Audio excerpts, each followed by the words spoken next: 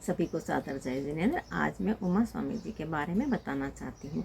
आचार्य उमा स्वामी जी का जन्म पटना नगर में हुआ था। इनके बचपन का नाम उमा स्वाति था। इनकी माता का नाम उमा और पिताजी के नाम स्वाति था। ये उच्चकालीन ब्राह्मण थे। आचार्य उमा स्वामी गिद्ध पंख की पक्षी रखने के कारण गृध्र पिछाचारी कहलाए। 40 वर्ष तक आचार्य पद पर प्रतिष्ठित रहे। 18 वर्ष की आयु में इन्होंने दीक्षा ली थी। 43 वर्ष की आयु में आचार्य कुंद के 6वें पत्तासीन पर प्रतिष्ठित हुए। आचार्य उमा स्वामी जी ने संस्कृत ग्रंथ तत्वार्थ सूत्र की रचना की, जिसका नाम तत्वार्थ सूत्र है। इसमें 10 अध्याय हैं। सन 1906 में पश्चिमी भाषा जर्मन में इसका पहला अनुवाद हुआ, जो कि हरमन जैकोबी जी ने किया।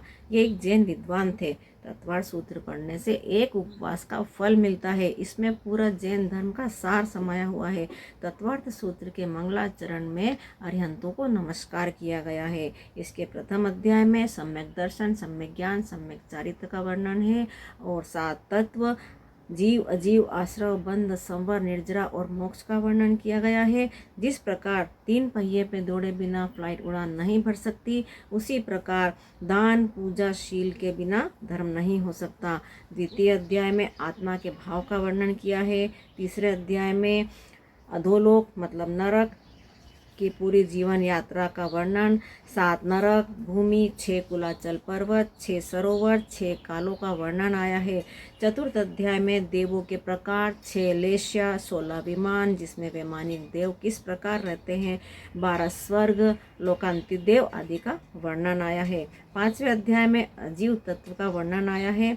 मरण भी एक उपकार है। नए आने के लिए पुराने को जाना पड़ता है। जैन दर्शन में जो 1000 वर्ष पहले बताया, आज विज्ञान उसको सिद्ध करने में लगा है। आचार्य जी ने बताया कि चींटी और हाथी दोनों का जीव समान है। 6ठे अध्याय में 5 इंद्रिय, 4 कषाय, 5 आवृत, 25 क्रिया आदि 108 कर्म होते हैं। इसीलिए महाराज जी के नाम के आगे 108 लगाया जाता है। 7वें अध्याय में व्रत, 3 शल्य, संलेखना, अनुव्रत, पाप, पुण्य के बंध का वर्णन किया है। 8वें अध्याय में बंध तत्व का वर्णन आया है। बंध के 8 भेद होते हैं: ज्ञानावरण, दर्शनावरण, वेदनीय, मोहनीय, आयु, नाम, गोत्र, अंतराय, प्रकृति, ज्ञान, आत्मा आदि का स्वभाव है। 9वें अध्याय में इसमें संवर और निर्जरा तत्व का वर्णन किया है। 22 परिसर होते हैं जो मुनियों के हैं। 14 गुणस्थान होते हैं। 10वें अध्याय में इसमें मोक्ष तत्व का वर्णन आया है। संपूर्ण कर्मों के नाश हो जाने से ही मोक्ष होता है। जैसे कुम्हार का चाक एक बार घुमा देने से पूर्ण संस्कार के साथ घूमता रहता है, वैसे ही जीव पूर्व संस्कार से ऊपर ही ऊपर गमन करता है। सच में आचार्य उमा स्वामी जी धन्य हैं, जिन्होंने गागर में सागर भर दिया है। सभी को जय जिनेंद्र।